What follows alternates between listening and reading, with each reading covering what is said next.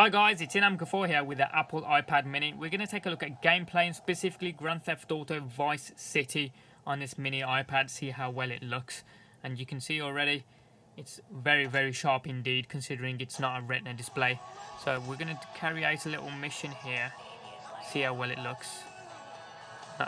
As I mentioned in one of my previous videos, if you've ever played this on a console, it's a classic game. The radios are awesome in the cars. And speaking of radios, I'm sure I'm not the only one. My driving sucks, by the way, if you haven't already seen any of my previous videos. Have you ever driven around in a car with simply nothing to do? So you're just listening to the radio, just driving around because they're that cool.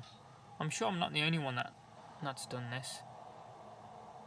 He's going to end up with some crazy ass. There we go. Skip the cutscene. And let's have a look. I know I'm going to get slaughtered in this because I've got no guns. Well, I've got very little guns. So I've just got the stand or the iPad mini on its foldable stand with the smart cover.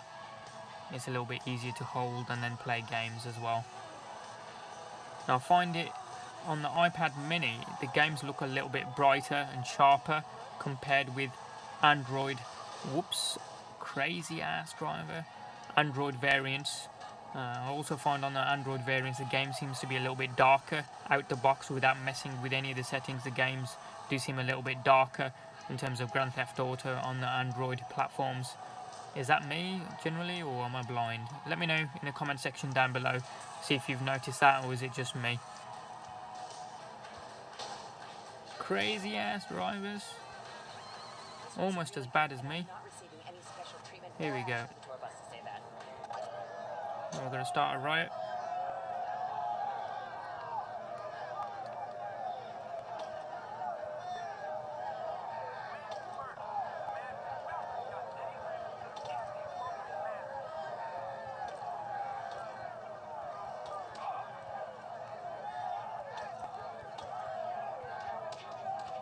There we go, the guards are distracted. Riot underway.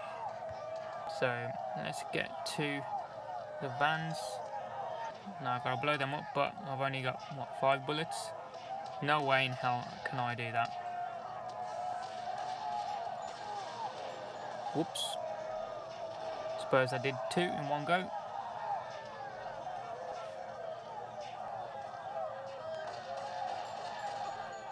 Come on.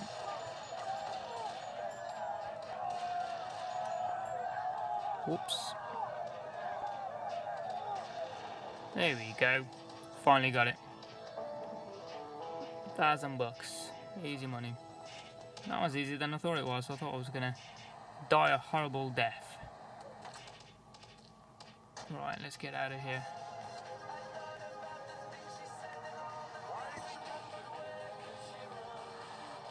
Notice how you have to be completely precise with the controls, otherwise you're going to miss hit. And then, like I've done it before, where I think I'm pressing the accelerator but I'm just slightly below and it doesn't register. That's a little bit of a weird thing, but you can play around with the options on this. So if I go to, say, home and go to options and then controls, you can also mess with the use analog steering as well. So you can turn that on, and then if you go back to the game itself, you don't have the buttons as such. So you just resume the game. So you've got no buttons there, but you've got this little joystick. I find this little joystick harder to use because it doesn't go in a straight line when you let go. It just keeps on going in the direction of wherever you were last. And I find that a little bit annoying, to be fair, and I keep on hitting. Whoops, I'm going to go off the side. Keep on hitting stuff I shouldn't be. So as you notice, if I'm dragging off the screen, the control disappears as it does there.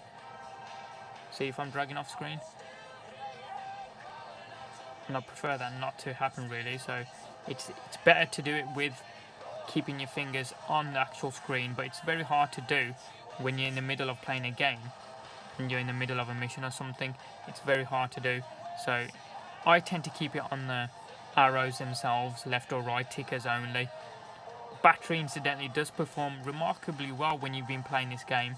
I've been playing it upwards of an hour or so at a time, and the battery does hold up really well, even on Android platforms as well, especially on the Galaxy Note 2.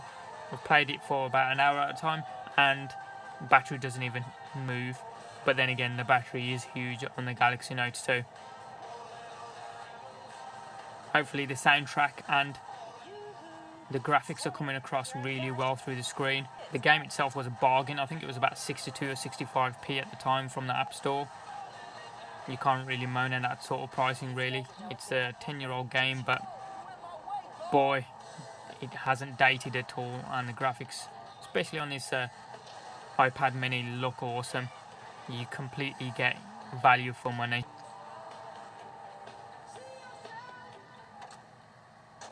That's been a look at Grand Theft Auto Vice City on the iPad mini. Hope you enjoy it as much as I do. Any questions or comments you guys have got, hit them up down in the comment section down below there. Give us a thumbs up if you like this video and you like what you saw. If you haven't already done so, hit subscribe from the button down there. It doesn't cost you anything and it's totally free, and you can check out some of our forthcoming videos. Thanks for watching, have a wicked day, and we'll see you next time.